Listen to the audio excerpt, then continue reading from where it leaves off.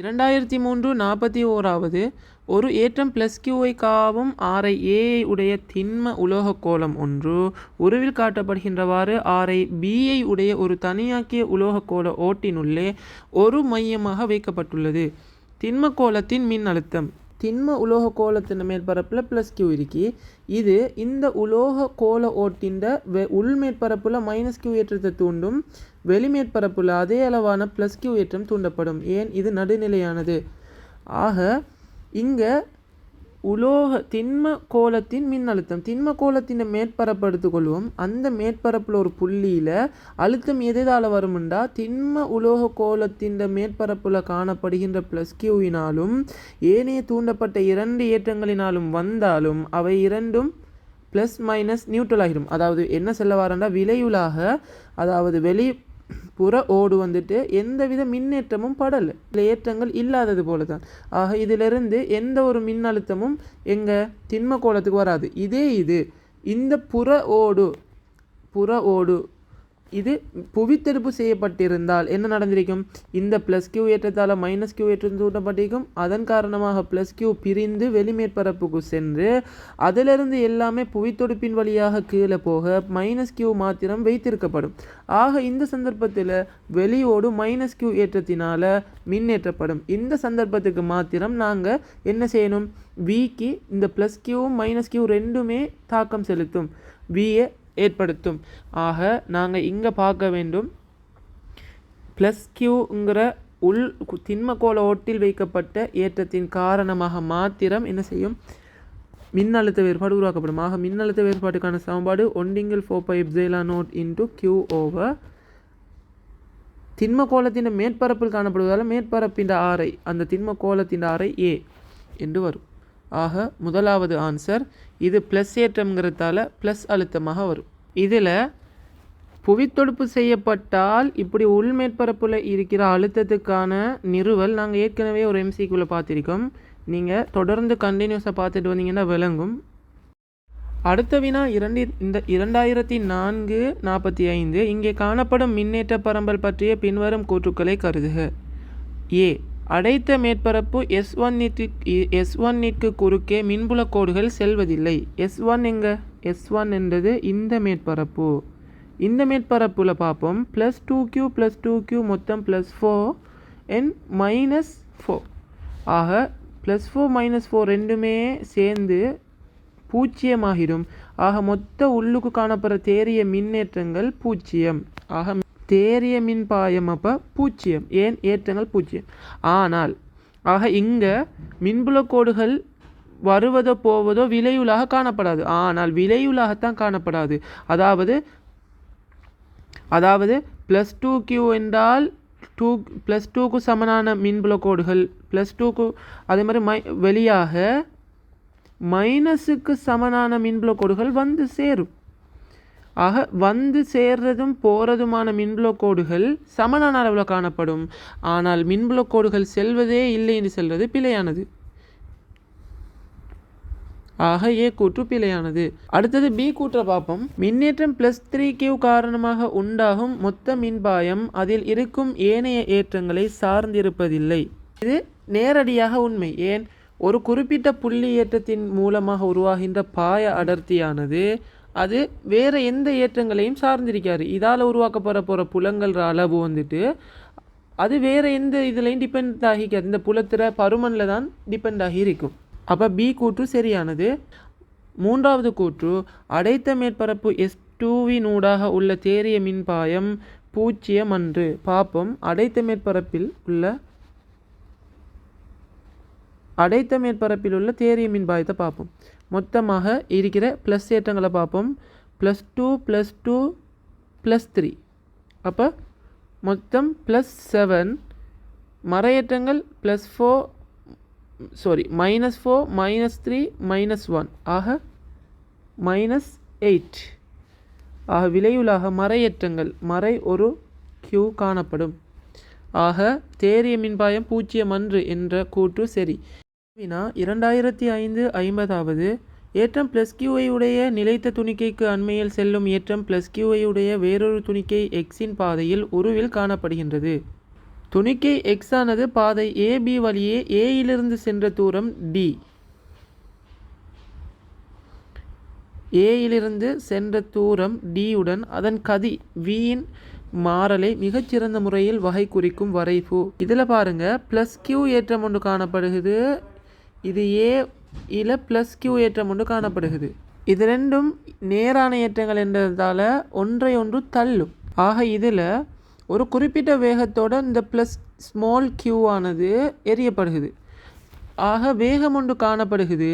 இங்கே பார்ப்போம், இதுக்கு எதிராக தாக்க போகிற விசை ஒரு கோணலில் தாக்க போகுது. ஏன் இந்த கியூ சரியாக இந்த நேர்கோட்டிலேயே இருந்துச்சாமண்டா இதுக்கு எதிராக தாக்கி இது நேரான பாதையிலே வந்து ஓய்வடைந்து திரும்பி ரிட்டர்ன் அதே நேரான பாதையால் போகும். ஆனால் இங்கே என்ன நடக்குதுன்றால் இந்த கியூ கொஞ்சம் சற்று கீழே காணப்படுது.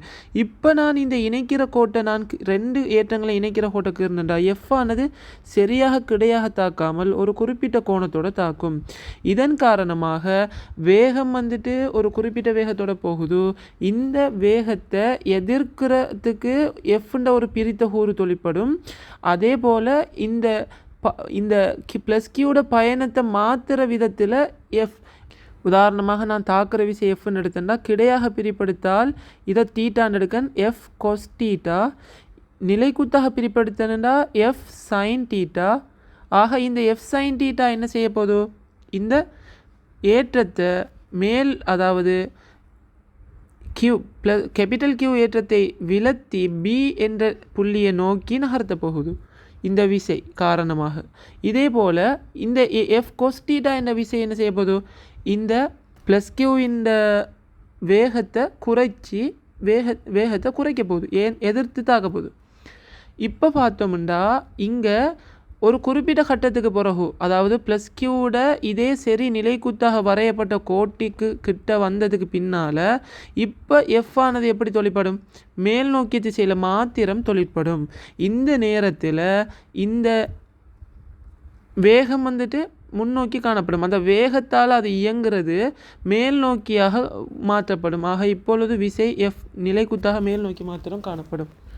இதுக்கு பின்னால் பியிலிருந்து ஆர் முடுக்கப்படும். முதல் வேகம் குறைக்கப்பட்டுச்சு, இப்போ ஆர் முடுக்கப்பட போகுது. ஏன் விசை வந்துட்டு அந்த கியூ ஏற்றம் பயணிக்கிற அதே திசையில் தொழிற்பட போகுது. ஆக இந்த கியூவுக்கு சரியாக நேர் சமனாக வரும் அந்த புள்ளியில் என்ன நடக்கும், இந்த விசையானது இந்த பயணத்துக்கு உதவுற விசையாக மாற்றப்படும். உதாரணமாக நாங்கள் அந்த கியூவிலேருந்து சரியாக அந்த பாதையில் மத்தியமமான ஒரு புள்ளி எடுத்தோம்னா அந்த புள்ளியில் விசை வந்துட்டு எஃப் தாக்க அது நிலைக்குத்தாகவும் கிடையாகவும் பிரிப்பெடுக்கப்படும்.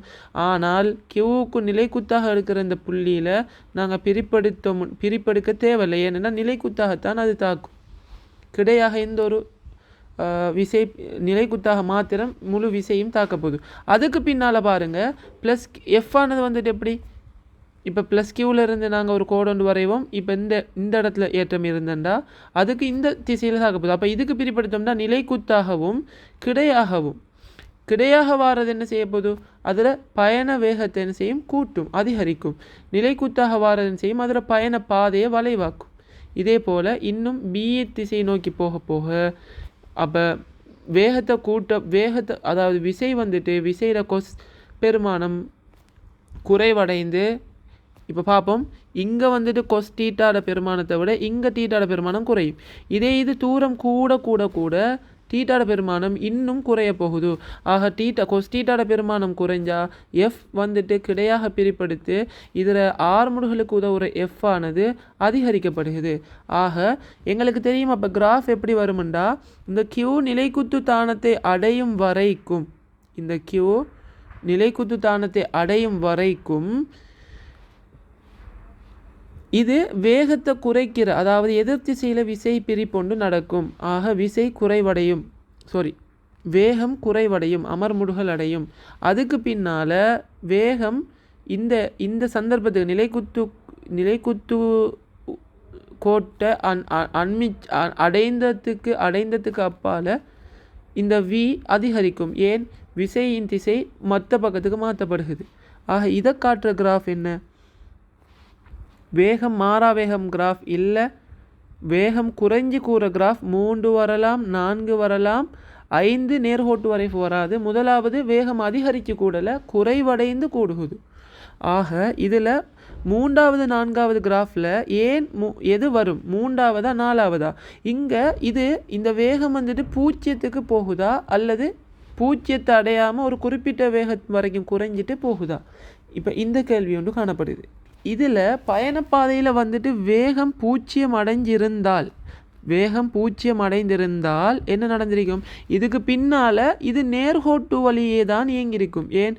வேகம் ஒன்றும் இல்லை, விசை மாத்திரம் தாக்கும். அப்போ அந்த பாயிண்ட்லேருந்து விசையிலிருந்து நேர்கோட்டாக வந்துட்டு தள்ளுகை எஃப் வந்துட்டு தள்ளும், அந்த விசை தள்ளும். அப்போ பி என்ற புள்ளியை அடைஞ்சிருக்காது. அதாவது விசை தாக்கும், அந்த விசை வந்துட்டு குறைவடைஞ்சு கொண்டு போகும் வளைவான கிராஃப் தான். ஆனால் இந்த பயணப்பாதை பி அடைஞ்சிருக்காது. அப்போ இந்த பயணப்பாதை சாத்தியமாக வேண்டும் என்றால் வேகம் குறைந்து கொண்டு கூட வேண்டும், 0 அடைந்து கூடாது. 0 அடைந்தால் இது பியை சென்றடைய மாட்டாது. ஆக இதை சொல்கிற கிராஃப் வந்துட்டு 3வது கிராஃப். சரியான ஆன்சர் 3வது. அடுத்த வினா 2006 18வது. எஸ் என்பது ஓர் கௌச மேற்பரப்பும் வி என்பது அதனுள் இருக்கும் மின்னேற்றமும் ஆகும். மேற்பரப்பு எஸ்ஸினூடாக தேறிய மின்பாயம் பற்றி செய்யப்பட்ட பின்வரும் கூற்றுக்களை கருதுக. ஏ, மேற்பரப்பு எஸ்ஸினால் உள்ளடக்கப்படும் கனவளவு அதிகரித்தால் பை அதிகரிக்கும். இந்த கூற்று பிழையானது. ஏன்? எங்களுக்கு தெரியும் மொத்த பையானது எதில் தங்கியிருக்கும்? கியூவின் கீழ் எப்சைலான் நோட். இது பையை நாங்கள் வேறு விதமாகவும் செல்லலாம், இ இன்ட்டு ஏ. ஆனால் இதில் தங்கியிருக்குமான்னு கேட்டால் இல்லை. ஏன்? உதாரணமாக அதிகரித்தால் குறுக்கோட்டு, அதாவது இந்த கௌச பரப்பு அதிகரிக்கப்பட்டால் வந்துட்டு குறையும் மொட்டோவா. ஏன்னா ஈக்கான சமன்பாட்டிலேயே நாங்கள் 1 4π எப்சைலான் நோட் இன்ட்டு கியூவின் கீழ் ஆர் போடுவோம். இந்த ஆர் ஸ்கொயர்ட் போடுவோம். இந்த ஆர் ஸ்கொயர்ட் இந்த ஏயில் வர ஆர் ஸ்கொயர்ட் இது கூடினா இது ஒட்டோவா குறையும், இது கூடி வந்து குறையும். ஆக இதன் அடிப்படையில் இ இன்ட்டு ஏ வந்து இ இன்ட்டு ஏங்கிறது பையை விளக்குறதுக்காக பயன்படுத்துகிற சமன்பாடு. இதில் பை மாறாமல் இருக்கும், அதிகரித்து ஏ குறைஞ்சி, இல்லாட்டி ஏ குறைஞ்சி ஏ கூடி குறைவடைந்து, அப்போ ஏட பெருக்கம் மாறிலியாக காணப்படும். ஆக பை மின்பாயம் வந்துட்டு தங்கியிருக்கும் மொத்த ஏற்றம் ஊடகத்தின் மின் அனுமதி திறன், இது 2ல் தான் தங்கியிருக்கும் மொத்த தேறிய மின்னேற்றம். ஆக ஏ கூற்று பிழையானது. பி கூற்று மின்னேற்றம் வி ஆனது எஸ்ஸிற்கு அண்மையில் கொண்டு செல்லப்பட்டால் பை அதிகரிக்கும். அது பிழை. பை வந்துட்டு எங்கே ஏற்றம் காணப்பட்டாலும் இந்த வெளியாகி போகிற பை வந்துட்டு ஒன்று தான். ஆனால் இந்த பை வெளியாகிற மேற்பரப்பில் வந்துட்டு அடர்த்தி, அதாவது மின் புலக்கோடுகள் இடைவெட்டுற அடர்த்தி எங்கே கூட இருக்கும்டா அந்த ஏற்றம் கொண்டு செல்லப்பட்ட பரப்புக்கு அண்மித்த பகுதியில் கூடுதலாக காணப்படுமே தவிர மொத்த மின்பாயத்தில் மாற்றம் நிகழாது.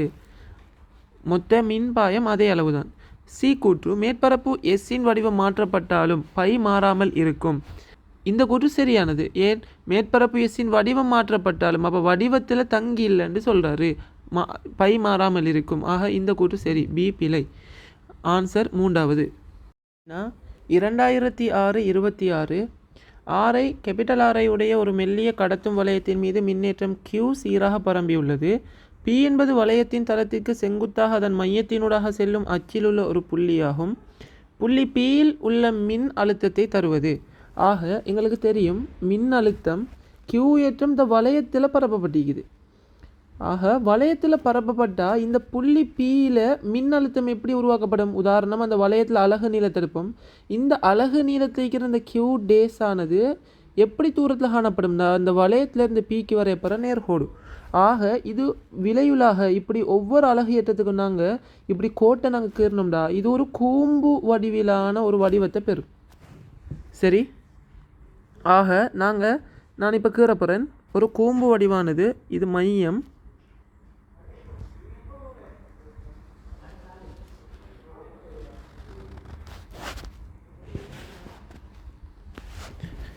ஆக இதான் புள்ளி P என்று எடுத்துக்கொண்டா இதில் Qங்கிற ஏற்றம் வந்துட்டு இந்த வளையம் பூராக காணப்பட போகுது. ஆக இந்த Q ஏற்றத்துக்கும் P புள்ளிக்கும் இடையிலான தூரத்தை நாங்கள் காண்றதுக்கு எப்படி காணலாம்? இந்த மையத்தினூடாக போகிற இந்த புள்ளி, இந்த ஆரை, இது எல்லாத்தையும் நாங்கள் இணைச்சோம்டா ஒரு செங்கோண முக்கோணி ஒன்று வரும் பாருங்க. அப்போ எங்களுக்கு தேவை இந்த டிஸ்டன்ஸ். அப்போ இந்த டிஸ்டன்ஸை காண்றதுக்கு இங்கே இந்த நீளம் இந்த தூரம் வந்துட்டு எக்ஸ், இது ஆர்ஐ. ஆக எங்களுக்கு தெரியும் இது செங்கோணம். பைதகரசின் தேற்றத்தின்படி y வர்க்கம் சமன் r வர்க்கம் சக x வர்க்கம். ஆக y சமன் என்ன, வர்க்கம் மூலம் r வர்க்கம் சக x வர்க்கம். அப்போ வையை கண்டுட்டோம்.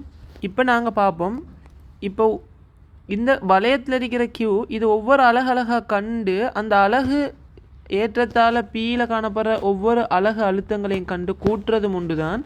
நான் மொத்தமாக அந்த கியூவை போகிறதும் ஒன்று தான். ஏன்னா இந்த எல்லா கியூவுமே அதே ஒரே நீளம் வையில் தான் காணப்பட போகுது. ஆக இடைப்பட்ட டிஸ்டன்ஸ் வையாக தான் இருக்க போது. மொத்த ஏற்றம் கியூ வந்துட்டு அதே வளையத்தில் இருக்கி அதே இடத்துல இருக்கி. ஆக நான் வி அழுத்தத்துக்கான சமன்பாடு போடுறேன். 1/4πε0 இன்ட்டு மொத்த ஏற்றம் கியூ தான். கீழுக்கு ஆறுக்கு பதிலாக என்ன போடுறேன், ஆர் வர்க்கம் ப்ளஸ் எக்ஸ் வர்க்கம் முழுவதின் வர்க்கம் மூலம். அவ்வளவும் தான். ஆக இந்த ஆன்சரை தர விட வந்துட்டு 3வது. இதில் இதே மாதிரி வேறொரு கேள்வி வந்திருக்கு, மின்புல செறிவை வச்சு கேள்வி வந்திருக்கு. நான் அதுக்கு இப்போயே அதில் ஐடியாவை சொல்கிறேன். இப்போ இது வளையத்தில் வைக்கப்பட்ட கியூ ஏற்றத்தால் இந்த பி புள்ளியில் தொழிற்படுத்தப்படுற மின்புலச்செறிவு உண்டு கேட்டால் இதே இந்த கோடின் வழியே தான் மின்புலச்செறிவு வரும். என்ன, இப்போ உதாரணமாக ஒரு அலகு ஏற்றத்தை எடுப்போம். அந்த அலகு ஏற்றத்தால் ஏற்படுத்த போகிற மின்புலச்செறிவு இப்படி வரும். அடுத்த ஒரு அலகு ஏற்றம் இப்படி இந்த கூம்பு வடிவத்தில் மின்புலச்செறிவு உருவாக்கப்படும். இந்த எல்லா ஏற்றங்களையும் மையப்புள்ளி, அதாவது மையப்புள்ளி ஓ பற்றி ஓ திசைப்படி ஒரு திசைப்படுத்துறதுக்கு நாங்கள் என்ன செய்வோம், இந்த கூம்பின் கோணம் தீட்டாவின் வழியாக இ கோஸ் தீட்டா என்று பிரிப்பெடுப்போம். ஆக இதுதான் மையத்தினூடான விலையுள் மின்புலச்செறிவு என்ற ஐடியா வழங்குதா. ஆனால் இங்கே அழுத்தத்துக்கு நாங்கள் இப்படி பிரிப்பெடுக்க தேவையில்லை என்றால் அழுத்தம் வந்துட்டு ஒரு எண்ணிக்கணியம், அதுக்கு பருமன் இருக்கு, திசை இல்லை. ஆனால் மின்புலச்செறிவு ஒரு காவிக்கணியம், அதுக்கு திசை இருக்கு. அதனால் நாங்கள் பிரிப்பு செஞ்சு விலையுளான ஈ ஒன்றை காண்றோம். சரி, ஆன்சர் வந்துட்டு எத்தனாவது, அதாவது வர்க்க மூலம் வரணும். இங்கே வர்க்க மூலம் தரல, அதுக்கு பதிலாக என்ன செஞ்சுக்காங்க, அரையாம் அடுக்குன்னு தந்திருக்காங்க. இந்த ஆன்சரை தாரது 2வது ஆன்சராக இருக்கும். 2006-37 ஏபி என்னும் இரு சர்வசம கடத்தும் கோளங்கள் சம மின்னேற்றங்களை கொண்டுள்ளன.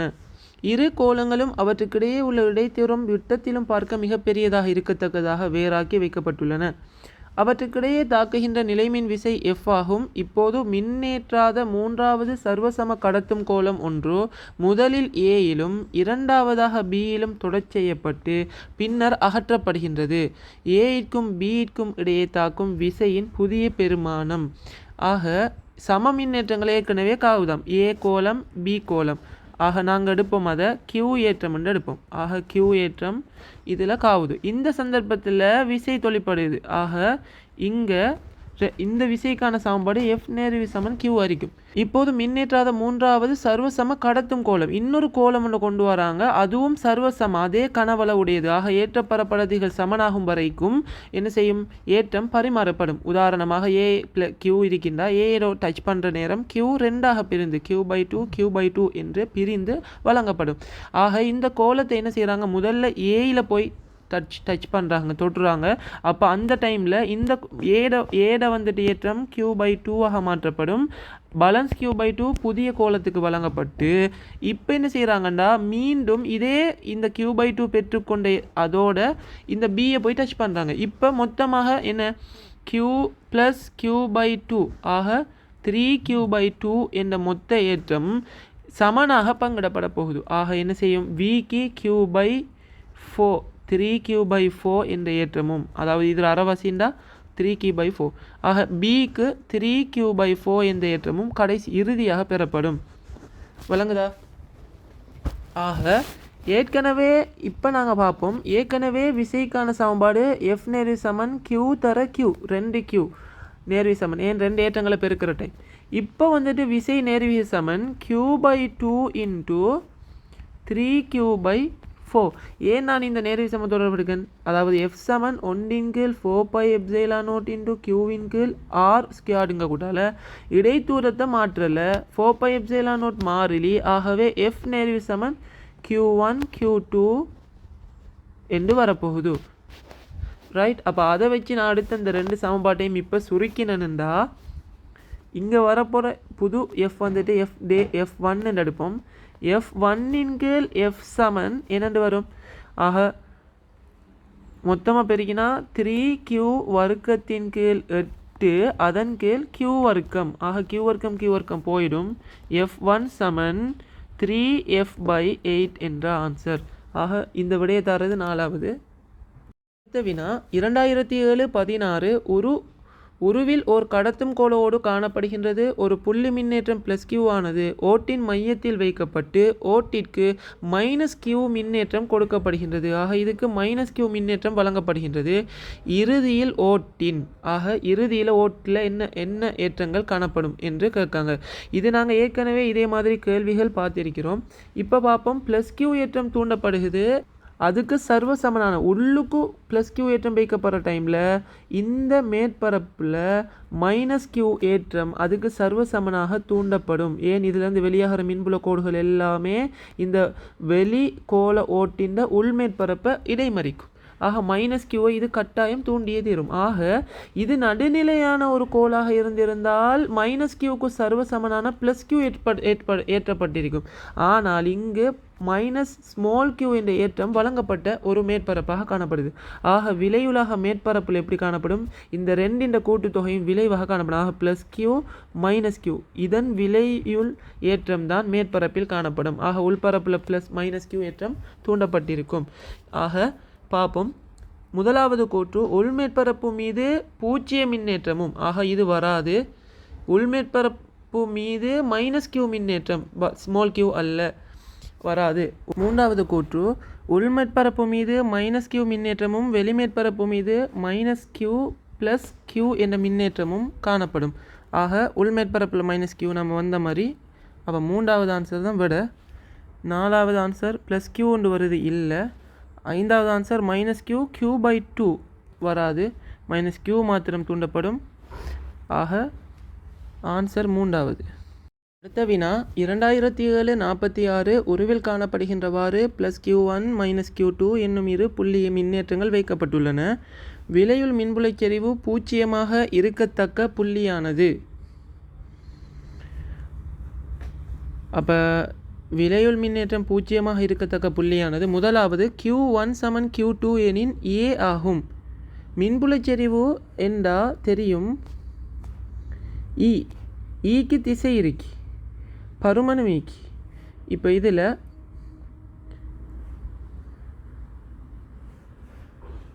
Q1 Q2 சமனானிச்சுண்டா ஏயில் வரும்ன்றது பிழையான ஆன்சர். ஏன்?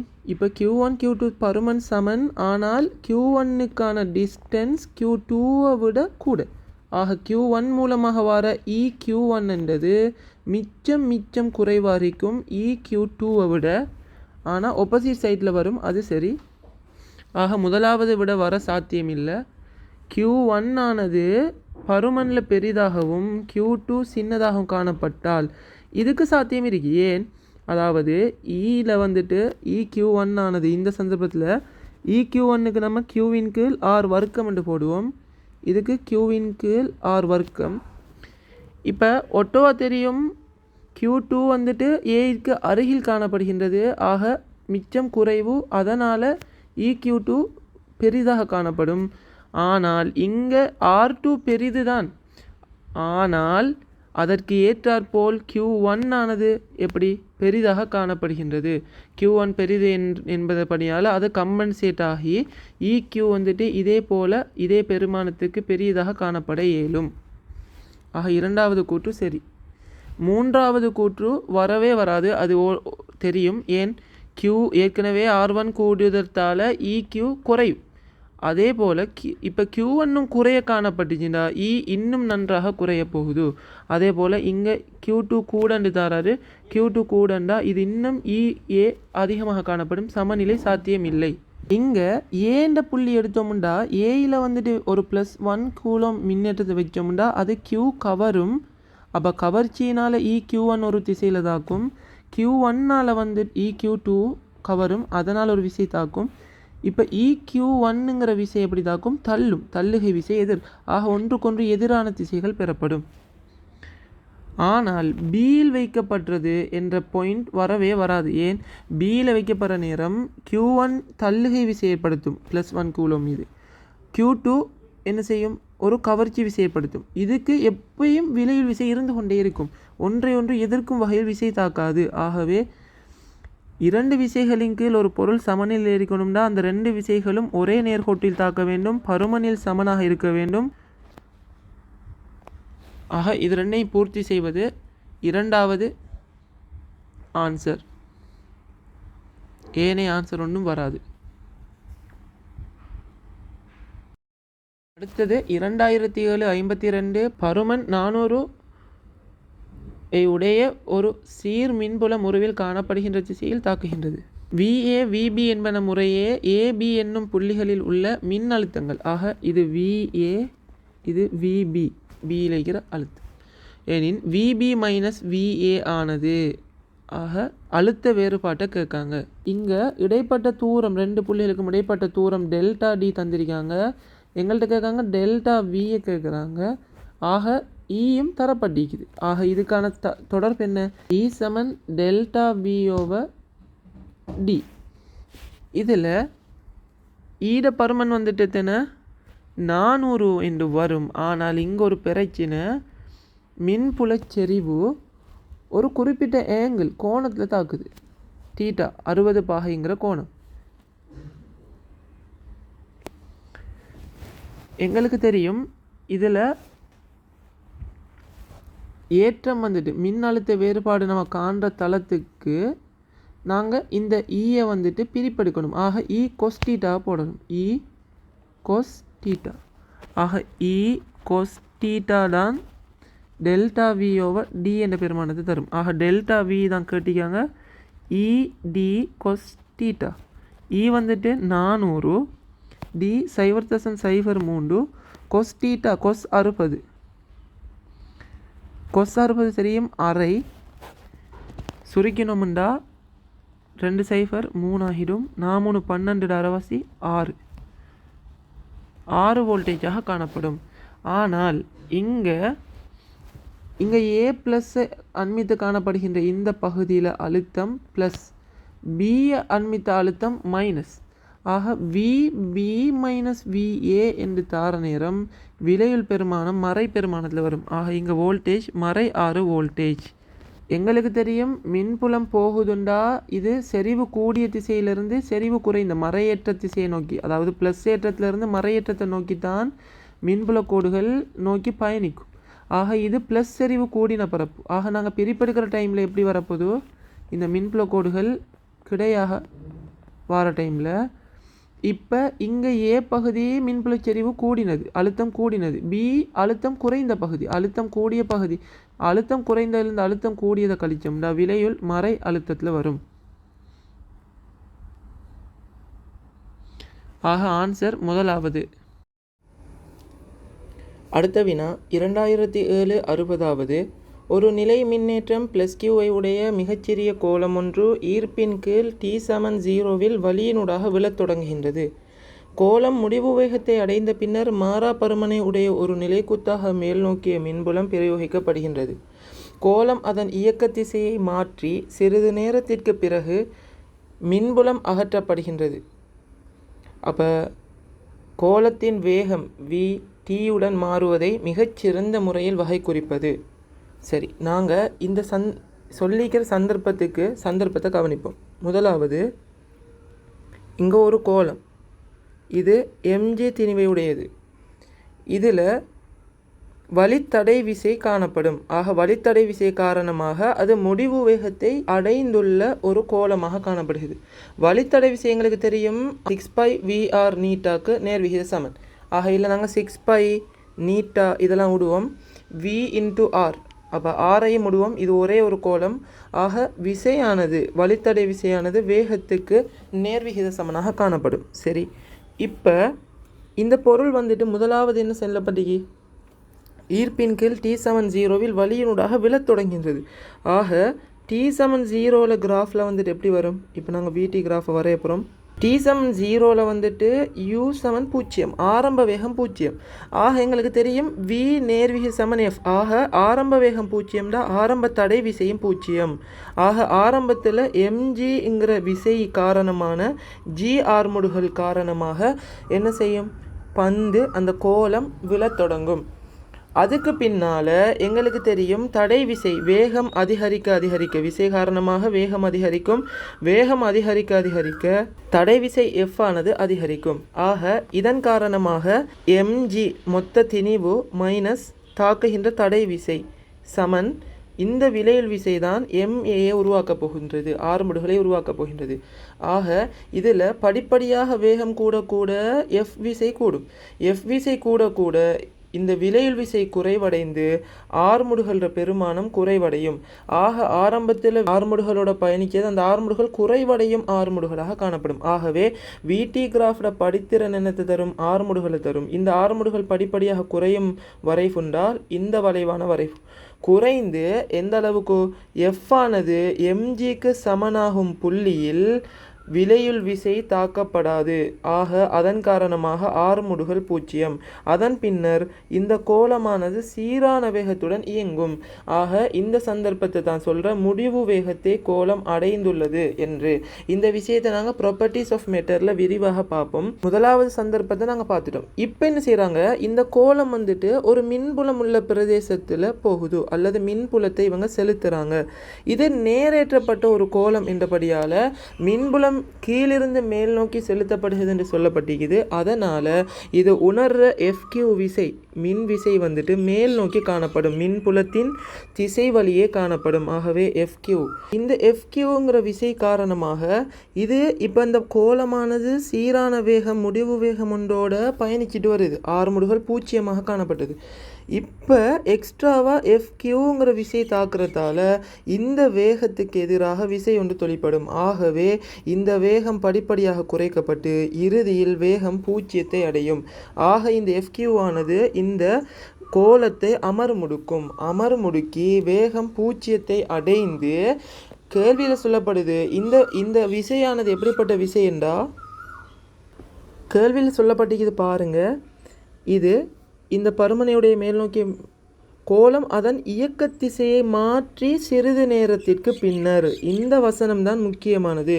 அதாவது இங்கே தொழிற்பட்ட FQ ஆனது mg மற்றும் வழித்தடை விசைகளை விட பெரிய பருமனுடைய விசையாக இருக்குது. அதனால தான் எங்களுக்கு ஆரம்பத்தில் mg மைனஸ் FAR மூலமாக வந்த தடை விசை இப்போ FQவால் வந்த தடை விசை சமன் MA என்று வரப்போகின்றது. ஆக இந்த விசை கூட கூட கூட இது ரெண்டும் ஏற்கனவே சமநிலையில் இருந்தது. இப்போ மறை ஆர்முடுகளை ஏற்படுத்த போகின்றது. இப்போ மறை அமர்முடுகள், அதாவது மறை ஆர்முடுகள்னால் கீழ் நோக்கிய திசையில் அமர்முடுகளை ஏற்படுத்தியது. இப்பொழுது வேகம் 0 பின்னர் FQ என்ற விசை காரணமாக இது mg FA என்ற விசைகளை விட பருமனில்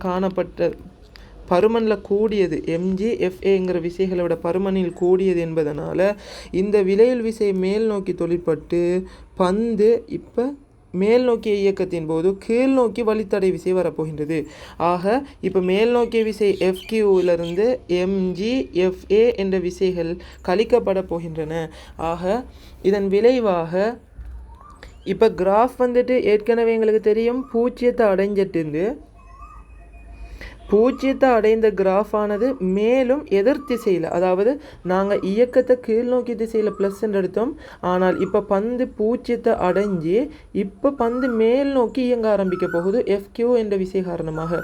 ஆக மேல் நோக்கி V சமன் 0 ஆர்முடுக போகின்றது. ஆக இப்போ எங்களுக்கு தெரியும் இந்த விசை சமநிலையின்படி MAங்கிற விசை மேல் நோக்கி தாக்க போகுது.